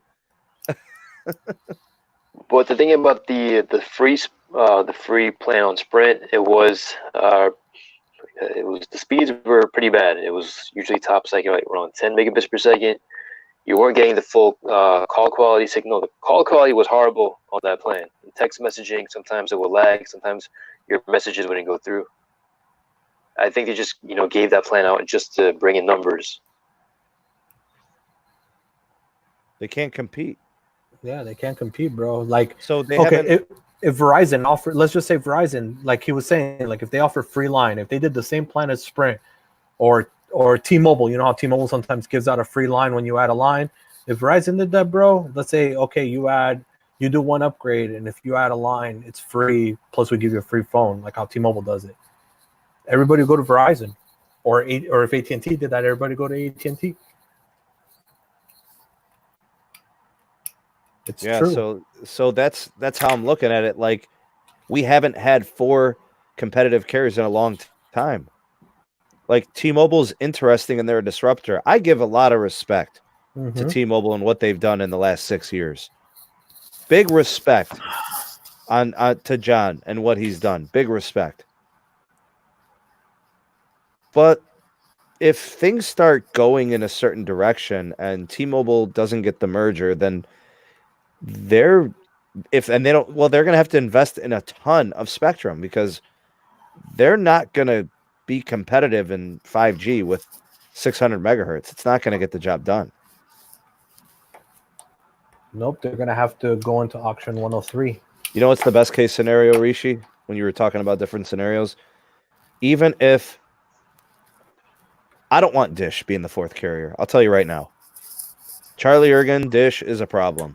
I would love to see the prepaid and all those concessions from the merger that are going to Dish. I'd love to see all that go to another company that could also merge with big investors. Big money. Dish is not big money. You know, Dish is going to borrow $20 billion. They're going to borrow $10 billion from JP Morgan. They're going to borrow $10 billion through SoftBank, through Morgan Stanley, I think. Right? So that's about $20 billion. Yeah. That's going to cover them for 2 years. So what happens from there? If they're not profitable, that means they run out of money in 2 years. Oh, and by the way, they have 12 billion in debt of their own. Or 12 or 18 billion, I think. Their failed satellite TV services. You know, you guys see their TV business succeeding. Sling is another, streaming service. Yeah, what about Google? You think they could? That's who I thought should have been the 4th player. Google would have been a good 4th player. And they got those agreements with T-Mobile and Sprint and US Cellular to run Google Fi. They should just abandon that. Bro, but I'll tell you what, man, the FCC and the DOJ, they're investigating Google, the DOJ. I've been following that story too. Really? Yeah. Hey, Ronald's in the house. Good to have you on, Ronald. What is it, the privacy things or what? What was the last thing, man? I don't know. You got Facebook. Big tech is really under fire right now. They've got the most important thing in 2019, and that's data. You guys really care about privacy? Because I've heard that iPhones, they offer a lot more privacy than Android phones. It's true. That is true on a certain level, yes. They Google apparently doesn't offer the same end-to-end encryption that what Apple does. So like, go ahead, Carlos. Oh, Sneed, look, like here in Vegas, okay, let's say if a cop pulls you over for texting and driving, okay, they have these machines now for your phone. They plug it in to the port, and it will tell them the last incoming message and reply and calls too. On Androids, doesn't matter, you have a passcode, anything, it gives them all the information. On an iPhone, you have to enter the password, you have to enter your iCloud password and trust the computer. So they can't. So there's something in Android operating system that allows them to bypass your security? Yeah, the cops can do it at any moment, bro. Like if you get pulled over here for texting and driving, all they do is they pull it, and you try denying it, bro. You try fighting it with them. They're gonna pull out that machine, and you're gonna have to give them your phone. If not, they're gonna threaten you to take you to jail. And they plug it in, and they can see, bro. That's the reason why I do believe the iPhone is a more secure phone when it comes to that. Because at least you know your information is protected to a certain extent, you know? You know, nothing's perfect, of course. Right. I don't know. I've heard that, Rishi. Honestly, that gets talked about all the time. That's a pretty big topic when it comes to security. A lot of people trust Apple with security better than Google. I think if your phone was rooted and you did everything outside of Google, you could probably secure your Android better than Google would for you. Yeah, you definitely can, but it's, a lot of people, they don't have the know-how to actually go ahead and do that. I know I wouldn't do it. You know, and it voids your warranty. And then, you, like you said, you need the know-how, you need the expertise. What if something fails? You lost all of your data. You know, you got to back things up and stuff. It's really, it's kind of overbearing for somebody who's a casual user. You know, they're not going to root their phone. And with that new RCS that's coming out, that's not even end-to-end encrypted. It's not? I mean, no, it's not. So where's the upgrade? It goes through Google, and then it's supposed to go to you, and then they say that it's getting, that they don't see it, but it still goes through their channel. So you don't know where it ends up. Huh. Can't win, man. Can't win. If you're a person who appreciates their privacy, it's almost like you can't have a phone. You know, like, what are you supposed to do? Like, if you want to have like one of those old flip phones, it's gotta have, what is it, E911? It's gotta have location services. You get what I'm saying? Like, they won't let you activate a phone unless it has location services. That is true, because I remember when I had the Motorola Droid 4, the one with the flip-up keyboard back then, I remember I rooted that phone, and I disabled E911 and everything. Like, I got into it, and I turned all that off. Tell me why in like 3 hours the phone wouldn't even make a phone call. They cut it off. They caught it and they cut it off. Yeah, it wouldn't even make a phone call, bro. And that was with Verizon. Then I tried popping in an AT&T SIM, and it's same thing, bro. It'll call for a little bit, then that's it. Boom, it stopped. But yeah, on top of that, Google's whole business model, it's based on user data. They make most of their money on user data. Apple makes most of their profits on hardware because they sell at a high profit margin. And you know, with things like Safari, you know, it really offers more privacy with iMessage, end-to-end encryption, with location services and whatnot. You know, the Android apps in the App Store, there's apps inside that I can access almost everything about you. With the apps on the Apple Store, a lot of them are more, you know, Apple's more strict when it comes to privacy with these apps. So, true. There's a lot of things to think about. I mean, I've done quite a bit to disconnect over the last few years, like the last 2 years especially. Like I disactivated my Google Assistant. I've turned off the voice recognition. I've tried to delete a lot of the history stuff that's been tracked and collected. And there's nothing incriminating in it. It's just crazy to think, like, bro. you're basically sending away everything about you, and they're just going to exploit it. You know what I'm saying? This is on my note, bro. Look at all that. It Bro, keeps that track screen of is everyone. something crazy. What is that? I don't know why it does that on this stupid camera on this. Rishi, look at this. Do that again, bro. It does it Wait, on was the it McLaren? No, this is the Note 10 Plus 5G Verizon. But look, it keeps track of every place I go to, bro. And I have it turned off on the Google. This is on the Note 10 Plus. You guys heard data is the new everywhere, oil, right? bro. And it's all off. Location's off on this phone. Everything's off. Bro, but could you believe it? Data is worth more than oil? Yeah, that's what I've been hearing. That's crazy. And we're not getting a piece of it. All these tech companies, they're making billions and billions. Man. They pay for it, but they're not paying us, they're paying Google. Exactly. And we don't see anything of it. We're just getting free services. But we're actually paying for it in a way when you think about it. Yeah.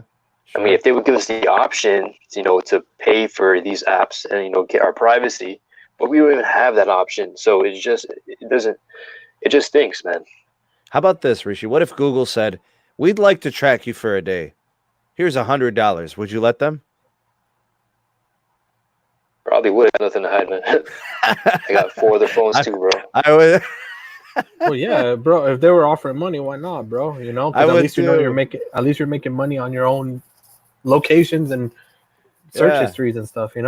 That's why, like, when Uber was getting caught up in all that, they were tracking people after they got out of the Uber cars, and they wanted to see where they were going, like which businesses they were going to. So you'd hop out of the Uber, you go to the club, right? So then they'd start, positioning drivers in certain locations and selling your data to local advertisers and, to try to, get those things to pop up on your Google searches and stuff like that. Dirty, bro. I want to give a big shout out to Matt Dubb. I also want to give a big shout out to Carlos. Thanks for the super chat. Oh my God, Carlos, what are you doing? What's up, man? What are you doing over there, bro? Carlos with the super duper chat. Oh my God, bro. You, bro. All right. So here's the problem with Carlos. Let me tell you something, Rishi. Carlos has a really big heart. Carlos is a very generous person. Here's the problem with Carlos. He'll donate a big lump sum to the channel, right? And all donations go to my daughter's college fund. My daughter's 3.5. My goal is to be able to save some money for her, to get her going in college. Anyways, Carlos drops too much money. And every night I look at the super chats and I take the money out of my drawer and I put it in my daughter's piggy bank. And then I, deposit it in the bank and everything. But the problem is Carlos breaks the bank, bro. So like he'll drop something heavy and then I got no cash left in my drawer. And I got to wait for the money. I got to wait for the money to clear, from the bank, like, bro, it takes seriously, Google takes a long time to send the money.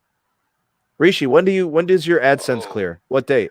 Bro, I'm supposed to, it said that I was supposed to make like $180 and like the money that you're getting is a lot less than what the estimates are. I guess there's like a cutoff point, like on the 5th of every month to the next of the other month. It's like that. I'll tell you what, Rishi, I got monetized in maybe December when I hit 1,000 subs. Last December, I hit 1,000 subs. And I didn't get my first payment from AdSense until March. So it took like 3 months for me to get to get the full monetization and get AdSense revenue. I don't know how it's been for you, but that's what I experienced. Nah, mine took over a year, man. I was a slow. When did you hit 1,000 subs? Just recently. Probably like 4 months ago. So that's what I'm saying is when I finally hit 1,000 subs, it took me 3 months to actually get a payment. Okay. You get what I'm saying? Yeah, I'm not talking about your. Yeah, I'm not talking about your growth. I'm talking about once you hit the 1,000 and you had the view time in terms of getting the AdSense revenue and getting clearance from AdSense. Mine took me almost 4 months. I think I got my first payment in April. It cleared in March. So it took 4 months. Damn. Oh, I know. I don't want to discourage you. I'm just letting you know what I went through. Hey, so bro, look, I was just searching for the Google history to do the voice search histories that I do. And look, it even takes track since I've been using RDS since December 6th. My text messages go on that history now.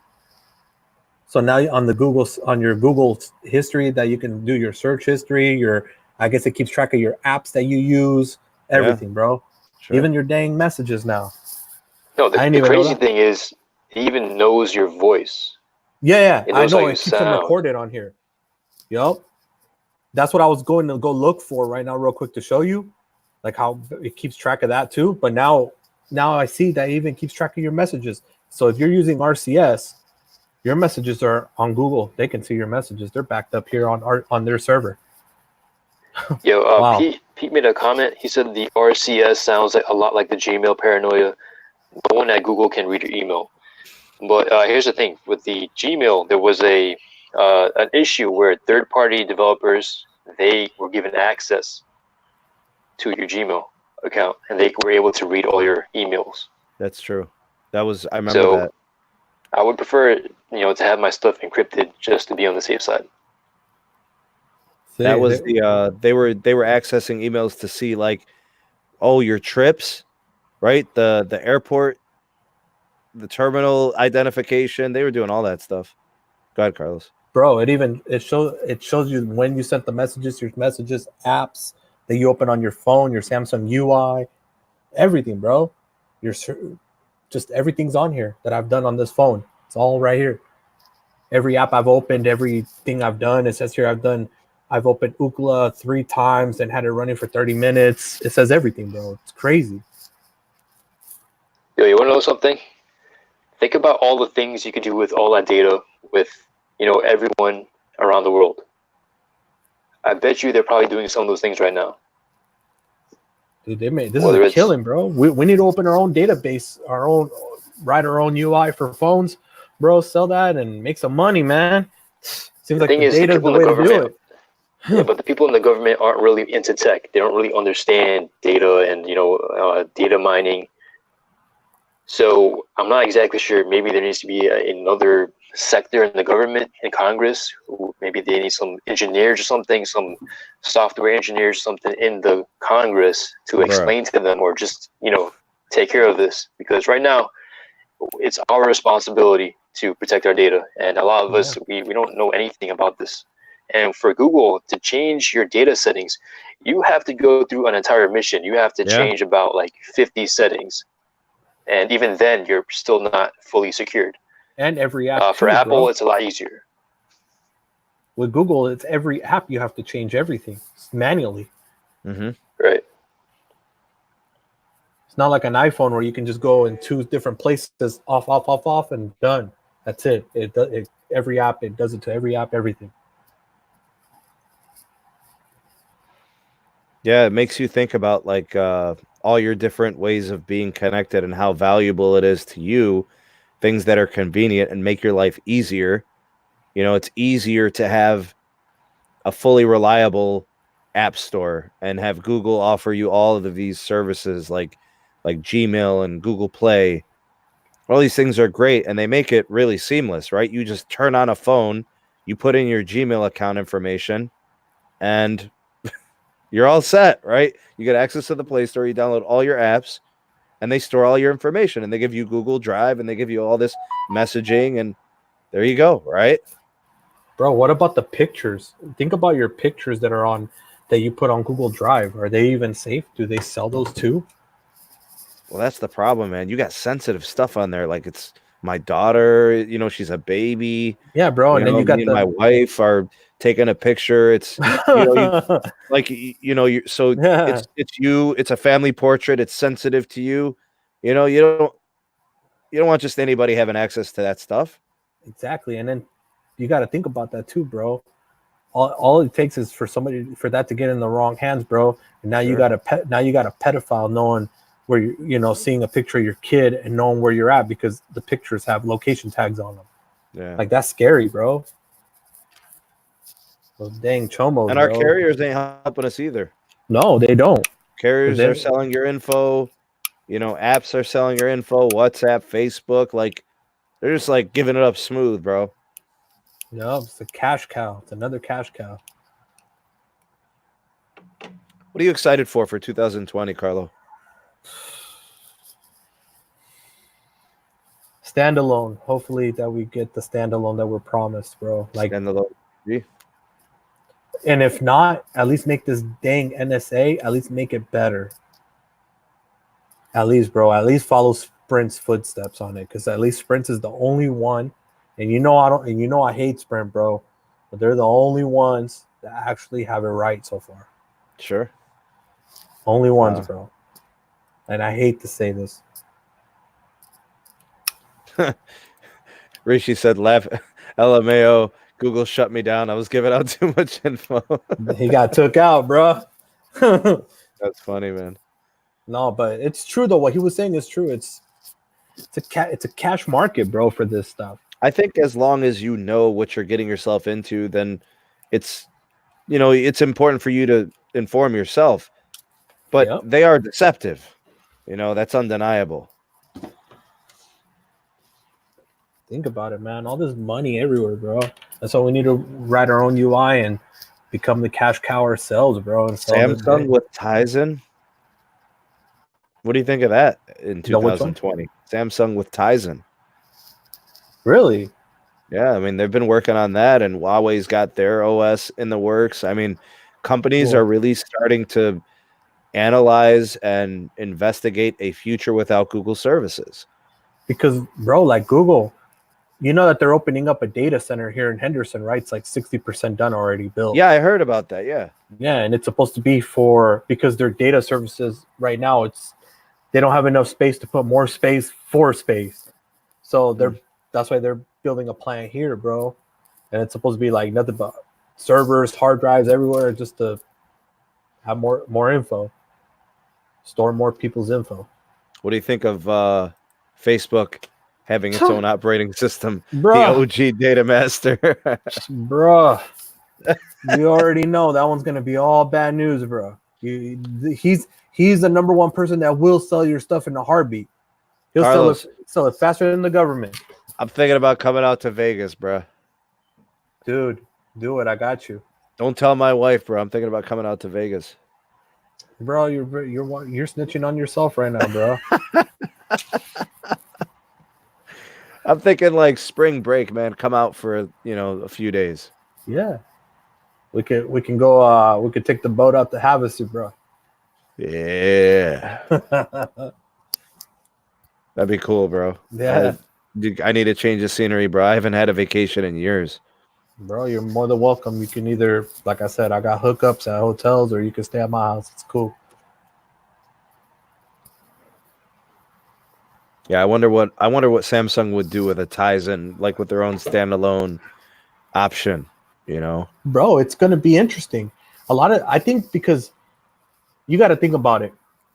Everybody's finding out that Google is making a lot of money off all this, because Samsung is a big phone maker, bro. They're the number one Android phone maker, period, hands down. Yeah, right. All right. So they're making all this money off everybody, like me, you, everybody in the community right now that has these Samsung devices. They're making money off our info. You don't think Samsung is noticing that? They're like, damn, let's make our own UI and make money off our own damn stuff. And maybe we can give the phones a little bit cheaper because we're making money another way. Yeah, because they got to pay for the licenses for the Android, right? And exactly, that too. Right. Mm-hmm. Yeah.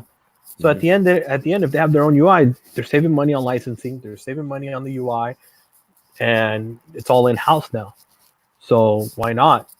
If they're gonna sell our info anyways, bro, at least give me the phone cheaper. Hey, that's cool. If you sell me the phone, the Note that goes for $1,300, you sell it to me for $800 because you're doing everything in house now. I'm cool with it, bro. Whatever. Bruh, I got a question for you and the 80 people in the live. Go, shoot. I have a podcast that I make through Anchor. Yeah. Would you guys like to listen to that podcast? Yeah. Carlos, you get early access to the podcast because you're a patron.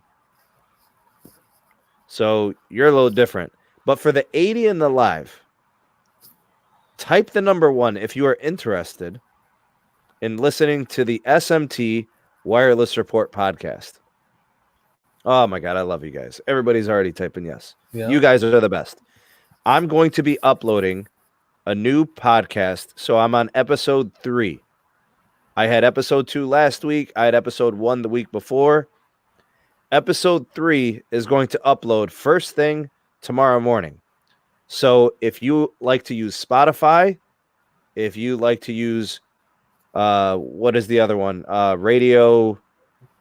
I know what radio something. Yeah, there's. I thought you already did number 3. It's let me see what it is. It's because I heard the other one and it was 2-part. Yeah. So it's Spotify, Anchor, Google Podcast, Radio Public, and Breaker. You could find the SMT Wireless Report on those podcast platforms. I'm trying to get clearance through Apple Podcast. They're difficult, bro. Really? Yeah, they have not cleared me, and I have no idea why. So I'm gonna have to, put in for a manual review. That's like the last one I need, right? I'm on Google Podcast. I'm on, Radio Public. I'm on Spotify. Here we go. Just to show people, that's what it looks like right there. SMT on Spotify. Wireless Report. You'll see a picture of me and Yasmin standing next to a giraffe. But that's what it looks like. Bro, look at that picture. Isn't it crazy? I know. When I saw bro, that picture, thing was right. That giraffe was literally right next to my face, bro. Bro, you might as well have held it right there with the hand too, bro. That's that giraffe 5G, homie. Yeah, so patrons got early access, but the rest of you guys, if you're not a patron, it's okay. You'll get access to that first thing in the morning, Saturday morning. So the patrons, I think Wednesday I uploaded it in the 2 parts. Yeah. And then so give it a listen. Yeah, it's on Google Play, it's on Google Podcast. You guys can catch it there. It's my new project. It's like I do all the live streams and I like the interaction, but this is more like a traditional podcast. It's me, it's a mic, and I just take like 20 to 30 minutes to discuss whatever important news happened that week.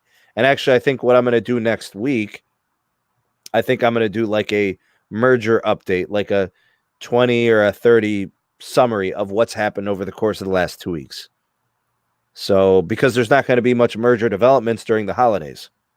Thank goodness, bro. Like, seriously, right? My head's like spinning. Like, every day there's a new testimony.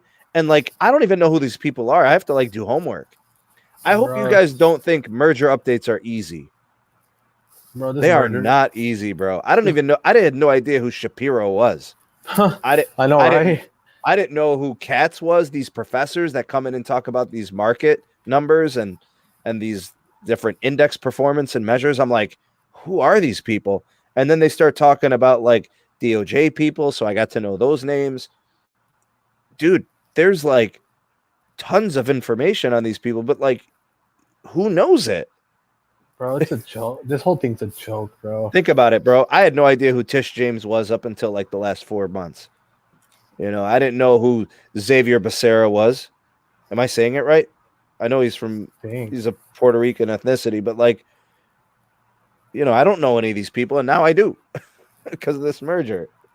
Bro, it's honestly, man, if they really are trying to fight this that bad, they need to just bail Sprint out, bro. They need to just shut up, bail them out, pay the debts, get new management in there, give T-Mobile a tax exemption break to train the new people that they hire in there and train them right and get the ball rolling, bro. If they don't want this merger to go through, they need to do something because honestly, these two companies are falling behind. They're not even doing LTE upgrade enhancements, bro. Like they put a stop. The brakes are pumped right now on everything. And it's basically putting them even further behind. And that's not right, like they need to continue business as usual, bro. So either approve this merger, let it happen already. Let's just get it done. If not, bail Sprint out, give T-Mobile a tax exemption break for like 2-3 years. The government hires their own CEOs or the states, whoever pays the money, hire some CEOs, CFOs, CTOs, get them all in there. Let T-Mobile people train them and get them right. And that's it. Get it over with. Sparrow, either way. Thank you for the super chat. I don't have any trust in Sprint. Not because of the antennas on their towers, not because of the towers, not because of the spectrum. It's the executives. It's the ownership group. It's. But if the government SoftBank, took it over, though, let's say they got SoftBank out of the picture. How do you just take a multi-billion-dollar company and just say we're taking it? It doesn't work that way, Carlos. Well, if they're not doing it for, SoftBank is really not invested in the American market, bro. Like they really give. But they are two rats in the end. But they are invested in the American market. The problem is everybody they've hired to this point has been awful. Let me explain. How well do you know the Cleveland Browns? I think that's a subject you should not be getting into, bro. Seriously, but I know they're horrible, bro. You mean to tell me that for the last 20 years, the owner of the Cleveland Browns doesn't want to win football games? Of course they do. The owner wants to make money, and the owner wants to win. Yeah. They're always going to make money. The fans are always there. They're the most loyal fan base of losing teams in the NFL, right? Most fan bases desert teams that bad. The Cleveland fan base is diehard for their football team. Yeah, they're strong. Now, it's an analogy that I'm creating. Sprint is like the Cleveland Browns, an ownership group that is wealthy, rich, and wants to succeed, but they keep hiring people that can't succeed and don't know how. I don't know if they're not empowering them. I don't really know. To me, it seems like it's two sides. Incompetence from the executives, and now, secondarily, a lack of investment because there's been no promise, right? Nobody has shown the ability to get better. You get what I'm saying? Like people say, show me a little bit. Show me that you could improve it a little bit, and then I'll give you more. You get what I'm saying? Yeah. So show me one. Okay, good. Now do it again and again. And you get what I'm saying? But the thing is, it's like Cleveland owners, I forget the guy, Al Lerner, when the Browns first came back, his son sold the team. He's like, I've been trying to win, I can't win. He sold it to this new guy. He wants to win. But it's been a systematic issue. Executives, the GMs have been terrible. They don't draft good players. They pay old players, young player money, and then those old players can't play. It's like it's like Sprint. Yeah. So SoftBank's like, you haven't shown me anything, so we're out of the Sprint business. We're just gonna find a way. we're pulling the plug on the piggy bank. The problem is Sprint's not going to be worth as much in pieces and parts when they start auctioning off spectrum and stuff. So they want to sell the whole business. And that's the thing. If they cannot do that, because if Charlie Ergens gets a hold of that chunk. No, he doesn't have money, bro. Charlie Ergens, well, okay, so you'd be surprised, bro, with that guy. Secure the loans, right? But he's not going to take his own money and buy spectrum, bro. No, he's going to get it through loans. But either way, he has the financial ability to get the money, and that's the thing. Sprint will never go bankrupt. They won't let it. Let's make sure that people understand. Sprint's broke. That's 100% true. They've got tons of debt, but they'll never go bankrupt. Because then literally the parent company is going to say, we're going to give away our company in auction. Yeah. But they're not going to dump tons of money into them. They're just going to keep them afloat. That's basically what it is. Yeah, basically. It's a shame, man. I remember when Sprint was on top of the world. Yeah, I remember that, bro. It was crazy. We've been on for almost 2 hours, Carlos. Yeah. Yeah, I gotta get going here shortly. Yeah. All right. So what we'll do is we'll kind of wrap up the live stream on that note. If not, the wife's gonna kill me, bro. It's her birthday. Yeah. Go ahead, handle your business, bro. Let's do some thank yous and some quick shout outs. Big shout out to Carlos. Thanks for being on, buddy. Thanks for coming on and spending some time. Thank you for having me on, bro. I appreciate it, man. Thank you for the Invitation support. you. Thank you for Thank the you. support on the channel, bro. I appreciate it, man. Sure. I want to say big shout out to Carlos's YouTube channel. He's now making videos. He had a really good one today. I like that one. I commented in it. It was a good one. Big shout out to Carlos's Twitter handle. Do you know your Twitter handle offhand? It's JDM Turbo EF9, because it used to be when I was involved in civics, man. You know? Oh, I remember that. Yeah, Yeah, back like then you've upgraded. yeah, but that was like, dude, I had Twitter since like 2009, but I never really used it. Yeah. Until now. Right. So you could check out both me and Carlos on the Twitters. I'm at Sneed Tech. You could check out the communities. We've got the Discord server, Discord community. We've got the Patreon page as well. We've got the podcast. I gave a special shout out to that earlier. And yeah, that's pretty much it. Big shout out to the moderators, those that were in the live, those that provided super chats and donations, the PayPal donations that came in. Carlos, you're crazy. Thank you, man. And yeah, no problem, bro. now I got no cash in my sock drawer. Thanks a lot, man. Damn, bankrupted Raphael. you. Yeah, man. I'm Charlie Ergen in here, man. I'm Sprint. Well, the funny thing is, Charlie's rich. Charlie's loaded. He's one of the wealthiest men in America, like top 25. Yeah. So he's not stupid. But yeah, in and of themselves, you know, Dish needs work. But we're following the merger situation closely. Keep it locked. Keep it tuned here to the channel. All updates, all news that break, you guys know you'll get it from me. I got you. Yep. And the nice thing about over Christmas break from school, I'll have more time to do some other stuff. I'll probably create a couple of really, really nice reviews. I'm going to do my T-Mobile long-term review. I'm going to do my I'm going to try to do my AT&T prepaid long-term review. And I feel like I have a history of video that I got to get to. Have you done the history of T-Mobile? I don't think you have. I got to do the history of T-Mobile, man. Yeah, because I seen you did the Sprint one, but not the. I don't think you've done the T-Mobile. I did Sprint, I did AT&T, and I did Verizon. So and then Dish, you gotta do one since now they're about to be a player. Yeah, man. Remember, I did the 5 reasons Dish will fail and succeed. Mm-hmm. I got to do the history of Dish. Yeah, bro. Maybe I should do a history of Metro too. Yeah, I mean Metro. Like even Cricket, bro. Like Cricket back then was what? It was a strong MVNO. It was a regional carrier. Or regional, yeah. Because they were in Colorado. I remember that. Was it called Sunwire or something like that? I'm not original company? I'm not too sure about that. Because I do the history. All I remember is Cricket from 2007 when my cousin had him over there in Golden, Colorado. Man, I remember he would always talk about Cricket. Yeah, I'll do the history on some of these. That's all pretty interesting. But some of those videos will be shorter because their histories were short. So it'll be like, yes, Cricket got big, AT&T bought them, and that's it.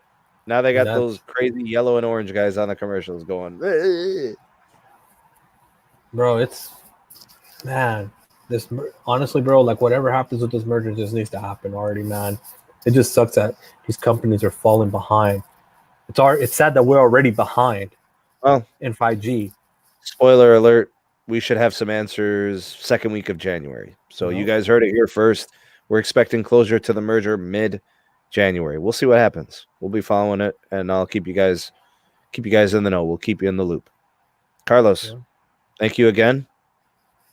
No problem, bro. And I'm gonna get the AT&T phone. I'm gonna just try, bro. Have to. Yeah, let me know how that works out for you. I'll be following you on Twitter. I know where you're at. And then I don't know if you have millimeter wave AT&T out there, because if you do, bro, I do got the enterprise. We can do the enterprise millimeter wave with the business plan that I have. We got access to it. The only millimeter wave here is T-Mobile's millimeter wave. Oh, okay. Yeah, so and I'd like to test it, but I just need a millimeter wave device. I know. I'll send that. Well, let me know, dude. I need to send you this laptop anyways, bro. Like, yeah, I got you. I'll send you the phone at the same time. And I'm gonna try to get you some answers on that side too. So we'll talk tomorrow. Let me wrap things up and and All right, then, just leave you guys. guys with this. We're glad to have you. Glad you could be here tonight, and thank you for watching.